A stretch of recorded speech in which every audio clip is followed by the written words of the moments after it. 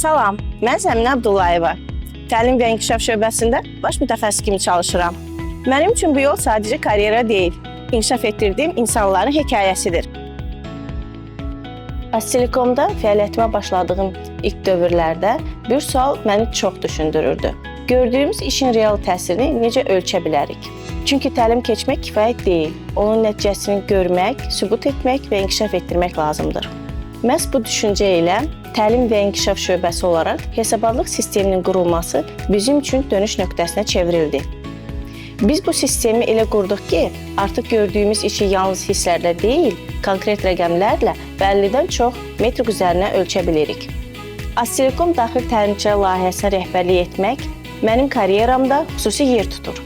Onlar yalnız bilik əldə etmədilər, eyni zamanda real təcrübə qazandılar və mənim üçün ən dəyərlisi bu yolda onlara mentorluq etmək oldu. Bu proses mənə bir daha göstərdi ki, bilik paylaşdıqca çoxalır. Bu yol həm mənim peşəkar yanaşmanın formalaşmasına, həm də illər ərzində topladığım təcrübəni başqalarına ötürməyə imkan yaratdı.